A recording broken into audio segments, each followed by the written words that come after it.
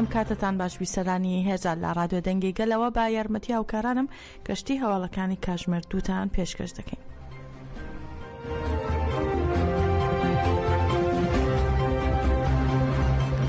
لە 15 ئەیلول نووسینگەی یاسایی سەدا لە زیندانی PTF هەسایشی توندی دوورگەی ئیمراڵی دیداری لەگەڵ ڕێبەری گەلی کورد عەبدوڵڵا ئۆجەلان، عومەر خەیری کۆنار، هەمڵی یەڵدەرم و ئەرگین ئاتابای و مورادی یامالک ئەنجامدا. سەبارەت بە دیدارەکەی نووسینگەی یاسایی سەدا ڕاگەاندراوێکی بڵاو کردوێتەوە و ئاماژەی بەوە کردووە کە ڕێبەر ئۆجەلان وتوێتی گەشە سەندنی پرۆسەی ئاشتی و کۆمەڵگەی دیموکراتیک گەیشتوێتە قۆناغی چارەسەری یاسایی. دقی ڕاگەیاندراوەکە بەم شێوەیە لە 15 ئەیلولی 2025دا لە گرتوخانەی ئیمراڵی پاش 6 ساڵ لەگەڵ بەڕێز ئۆجەلان و موەکیلەکانی دیکەمان دیداری پارێزەرانمان ئەنجامدا. زانیاری بەرفراوانمان پێدا سەبارەت بە دۆخی یاسایی و داواکاریە بەردەوامەکانی بۆ میکانیزمە دادوەریە نەتەوەیی و نێونەتەوەیەکان. لەم ڕێگەیەوە دەرفەتمان بۆ ڕەخسا دوای ماوەیەکی درێژ گوێ لە بۆچوون و پێشنیارەکانی بگرین. هەروەها دەمانەوێت ئەوەش بڵین بەڕێز ئۆجەلانمان زۆر بە بەهێز و بڕیار بینی لە دوای ساڵی 2019ەوە ئەنجامدانی ئەم دیدارەی پارێزەران بۆ ئیمراڵی زۆر گرنگ و مانادار بوو. بەڕێز ئۆجەلانیش لەم چوارچێوەیەدا بە گرنگی لا دیدارەکەی ڕوانی لە هەڵسەنگاندنەکانیدا دەستنیشانی کرد بنیاتنانی یاسای دیموکراتیک مەرجە بۆ دەوڵەتێکی نۆرماتیڤ و یەکێکە لە ئامانجە سەرەکیەکانی پرۆسەکە. هەروەها لە درێژەی ڕاگەیاندراوەکە داهاتوە بەڕێز ئۆجەلان دەستنیشانی کرد بەڕێوەچوونی پرۆسی ئاشتی و کۆمەڵگەی دیموکراتیک لە دۆخی ئێستادا گەیشتووە بە قۆناغی چارەسەری یاسایی و باسی لەوەش کرد لە ناو پرۆسی 100 ساڵەدا کورد هەمیشە خراوەتە دەرەوەی یاساوە و ئەوەی هەوڵی بۆ داوە لە ناوبردننی ئەم دژایەتیە یاساییەیە. ڕاشیگەیان لە چوارچێوەی نەتەوەی دیموکراتیکدا پێداگرە لەسەر پێکەوە ژیانی هاوبەش و خاوەنی پرۆژەی کۆماری دیموکراتیکە. هەروە ئاماژەی بەوەش کرد لەو چوارچێوەیەدا زۆر لایەنی سیاسی کۆمەڵایەتی ئابووری و کەلتوری پرسی کورد هەیە کە لەم قۆناغەدا پێویستی بە چارەسەری یاسایی هەیە کە یاسا کاتیەکانیش لەخۆ بگرێت و تووشەتی لەم کاتەدا کە دەتوانرێت وەک پرۆسی گواستنەوەش پێناسە بکرێت دەیەوێت و هیوادارە کاتی سەردانی پارێزەران وەک نیشانەیکردنەوەی دەرگای دادپەروەری هەژمار بکرێت. هەروەها لە درێژەی ڕاگەیاندراوەکەدا هاتووە ئەرکی سەرەکی هەموو ئەو کەسانەیە کە باوەڕیان با پرۆسی ئاشتی و کۆمەڵگەی دیموکراتیک هەیە کا با پەیڕۆڵ و مخاتەبی بەڕێز ئۆجەلان بە پرسیارەتی نیشان بدەن.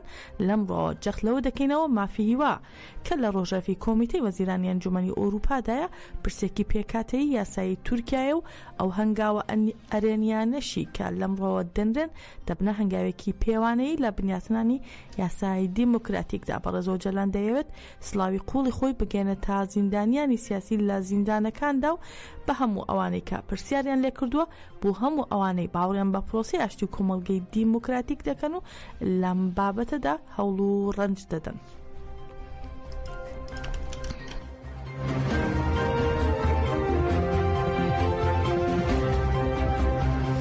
ڕێبەر ئۆجەلان لە دوایین دیداریدا لەگەڵ شاندی ئیمراڵی داوای لەو گەنجانە کرد کە کۆچیان کردو بۆ ئەوروپا ئەگەر دەرفەتیان بۆ بڕەخسێ بگەڕێنەوە وڵاتەکان. لەو دیدارەدا ڕێبەر ئۆجەلان وتوێتی لە ئیمراڵی دەمێنمەوە بەڵام ناچمە ئەوروپا. شاندی ئیمراڵی پارتی یەکسانی دیموکراسی گەلان دوای ماوەیەکی زۆر لە 28 ئاب لەگەڵ ڕێبەری گەلی کورد عەبدوڵڵا ئۆجەلان لە ئیمراڵی کۆبووەوە و کۆبوونەوەکە 3 کاژمێری خایاند و باس لەوەش کرا کە زۆر پرس گفتوگۆیان لەسەر کراوە. ڕاگەاندرا کە لامیانی دیدارەکەدا ڕێبەر ئۆجەلان هەڵسەنگاندنی گرنگی سەبارەت بە کۆچکردنی گەنجان بۆ ئوروپا کردووە و بەپێی ئەو زانیاریانی کە دەستکەوتون ڕێبەر ئۆجەلان لە کۆبوونەوەکەدا ڕایگەاندووە ئەوانەی بەرەو ئوروپا دەڕۆن پێویستە ژیانی خۆیان لە وڵاتی خۆیان بنیات بنێن و زێتی خۆیان بەجێ نەهێڵن. ڕێبەر ئۆجەلان هەروەها ڕەخنەی لە خەڵکی ئورفا و ئاگری و شارەکانی دیکە گرتووە کە نایانەوێت لە ناوچەکانیان بمێننەوە و ڕایگەاندووە کە ئەمە دەرەنجامی سیاسەتی بە ئەنقەس دەرکردنە لەو خاکە. باس لەوەش کراوە کە ڕێبەر ئۆجەلان لامیانی دیدارەکەدا ڕایگەاندووە کە پێویستە با قوڵی و بەوردی باس لە هۆکارەکانی وازهێنان و دوورکەوتنە دوورکەوتنەوە لە خاکی وڵات بکرێت. دەشڵێن کە ڕێبەرە جەلان و توێتی من ئیمراڵیم پێ باشترە، بەڵام ناچما ئەوروپا و بەڕۆنی دەیڵێم دەبێت قەرزەکانیان بدەنەوە بۆ خاک و کەلتورەکەیان. هەروەها هەمیان دەدەم بۆ ئەو کارە و یەکێک لە ئامانجەکانم لەم پرۆسەیەدا گەڕانەوەیە بۆ وڵات لە دەربەدەریەوە وەک مرۆڤێکی شایستە. ڕوا ئاماژە بۆش کراوە کە ڕێبەرە جەلان لەم دیدارەدا پێداگری لەسەرەوە کردووە کە کورد لە ئەوروپا پێویستە زمان و کلتور و کۆمۆنەکانی خۆیان دابمەزرێنن.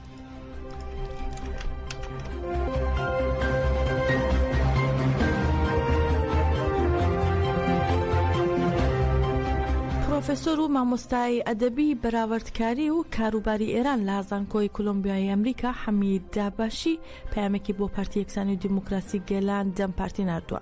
دەهباشی لە نامەکەیدا ڕێبەرەوە جەلانی وەک نیشانەی کامڵبوونی سیاسی کانمونی کەمە لە ئاستی نێونەتەوەییدا پێناسە کردووە.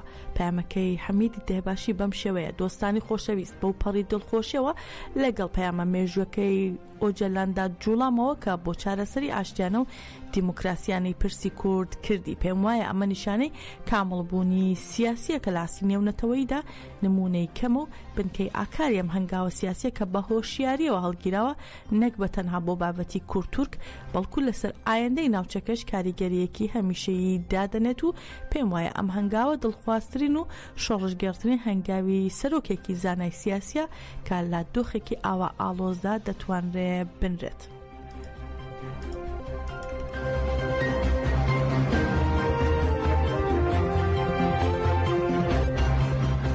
ئاژانسی وڵات سەبارەت بە کۆبوونەوەکانی کۆمیسیۆنی پەرلەمانی تورکیا ڕایگەیاند کۆمیسیۆنەکە لە پەرلەمان ئەمڕۆ سبەی کۆبوونەوەی 11 خۆی ئەنجام دەدات و کۆتایی ئەم هەفتەیە کۆتایی بە کۆبوونەوەکانی گوێکردن دەهێنێت و خەباتی کۆمیسیۆن بە کۆبوونەوەی دەستنیشانکردنی ڕەشنووسی یاسایی بەردەوام دەبێت. کۆمیسیۆنەکە تاکو ئێستا نۆ کۆبوونەوەی خۆی ئەنجامداوە و لە کۆبوونەوەکاندا زیاتر گفتوگۆ لەبارەی بێهەڵویستی و هەنگاونەنانی دەوڵەتەوە کراوە بەتایبەت لەلایەن دایکانی ئاشتی و دایکانی شەمە و کۆمەڵی یاسا و مافی مرۆڤەوە داوای ئەوە کراوە کە زمان و ناسنامی کوردی بکرێت بە فەرمی و پاش ئەوەی کە دایکانی ئاشتی لە کۆبوونەوەی کۆمیسیۆندا ویستیان بە زمانی کوردی قسە بکەن و لەلایەن نوعمان کۆرتۆلموشەوە سەرۆکی پەرلەمانی تورکیا ڕێگریان لێکرا ئەمە ناڕزایەتی زۆری لێ کەوتەوە.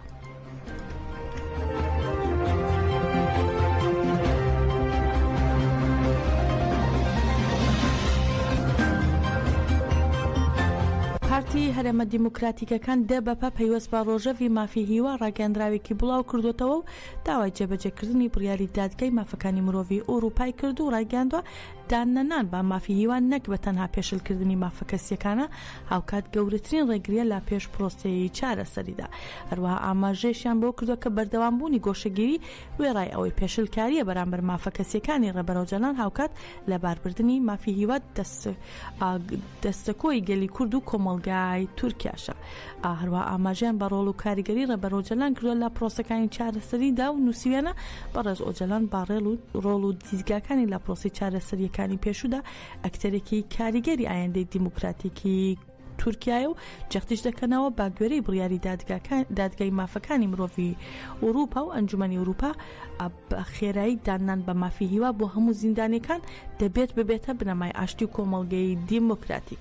لەوە دەبەپە بەبیری هێناوەتەوە لە راپۆرتەکانی دادگاکانی مافی مرۆڤ و CPTدا سزای قورسی زیندانیکردنی هەتاهەتایی وەک کردەوەی نامرۆڤایەتیانە پێناسەکراوە.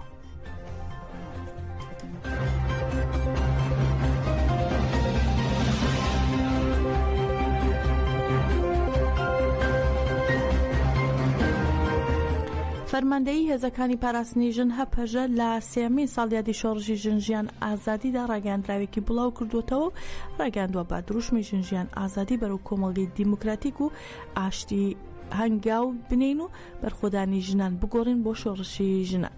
هەپەژە ڕایگەیاندووە لە کەسێتی هەموو شەیدانی شۆڕشدا بەڕێزەوە یادی شۆڕشی ژنجیان ئازادی دەکەینەوە و سەری ڕێز بۆ هەموو شەیدان دادەنەوێنین. هەروەها ڕاشنگاندە هۆشیاری ئازادی ژنان و ئەزمونەکانی تێکۆشانی ڕێکخراو ڕێگەی دابزوتنەوەکانی ژنان لە هەموو جیهاندا سەرهەڵ بدەن و پێشنگایەتی تێکۆشانی دژ بە سیستەم بکەن. هەروەها ڕاشی دەگەێنن وەک هێزەکانی هەپەژە ئەرک و بەرپرسیارەتەکانی ئەم شۆڕشە جێبەجێ دەکەن و وەک هێزێکی پێشەنگ خاوەنداری لە بەهاکانی شۆڕش دەکەن.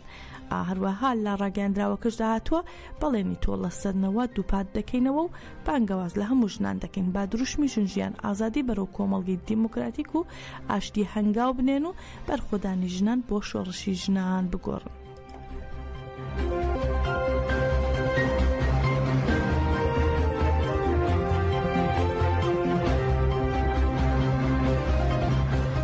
کۆردیناسیۆنی کۆمەڵی گەنجان فەرماندا ڕووهات ڕووفەر بە ناوی ئازاد ئەکەنجی لە یەکەمین ساڵیادی شەهید بوونیدا بەبیر هێنایەوە کە لە 10 ئەیلولی ساڵی 2024 لە ئامانجی هێرشی ئاسمانی دەوڵەتی تورک شەهید بووە. لە ڕاگەیاندراوەکەی کۆمەڵی گەنجان داهاتووە وەک بزوتنەوەی گەنجانی ئاپۆی لە یەکەمی ساڵیادی شەهید بوونیدا سمبۆلی خۆنەویستی و خۆڕاگری فەرماندەی گەنج ڕووهات ڕووفەر یاد دەکەینەوە. هەروەها لە کەسایەتی ڕووهات ڕووفەر عەزیز عەرەب و هەڵۆ دەرسیم سەری خۆمان بۆ یاد و قوربانیدانی هەموو شەهیدانی شۆڕشدا دەنەوێنین. هەروەها دەشڵێن ئەو مەشغەڵەی کە ئەوان هەڵیان گیرسان بەردەمی گەنجانی ڕوونا کردوێتەوە و ئێمە بەم ڕووناکیەوە دەگەینە سەرکەوتن و خەیاڵەکانیان بۆ کوردستانێکی ئازاد بەدی دەهێنین.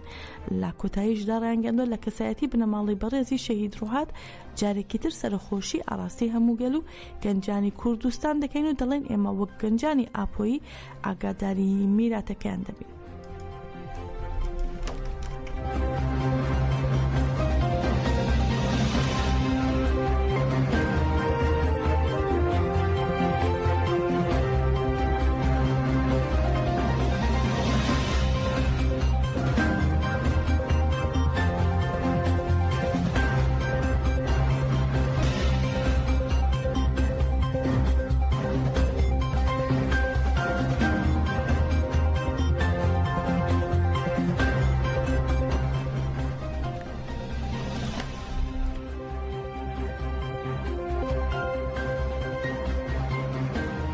کەژار ڕووکەن نەغەدە بەرخۆدانی ژنانی لە زیندانەکانی ئێران گرێدا بە بەرخۆدانی زیندانی ئامەد و بەرخۆدانی ڕێبەرۆجەلان لە زیندانی ئیمراڵی. هەروەها دەشڵێت ئەو بەرخۆدانیەی ئەمڕۆ لە زیندانی ئێوینە هەڵگری فکری ڕێبەرۆجەلان و بەرخۆدانی زیندانی ئامەدە.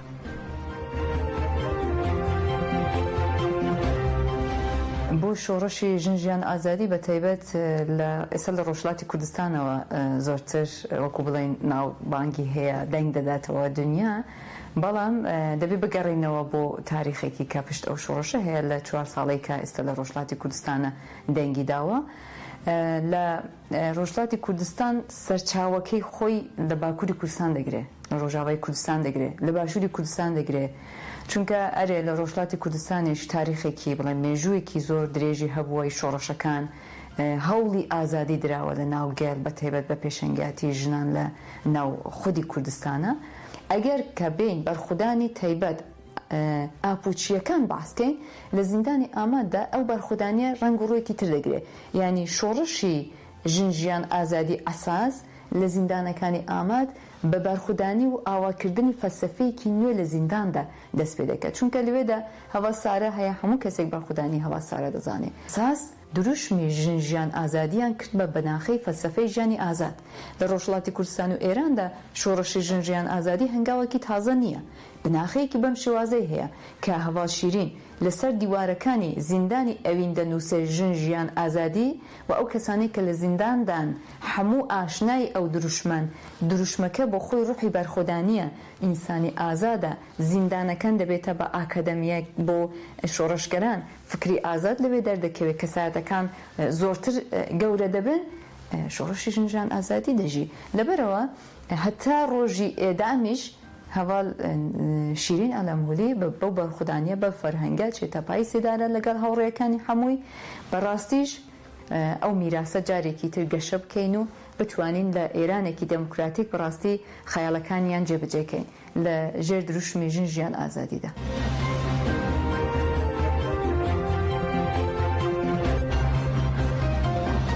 گشتی هەواڵەکانی ئەم کاتژمێرەمان پێشکەشکردن هەر شاد بن.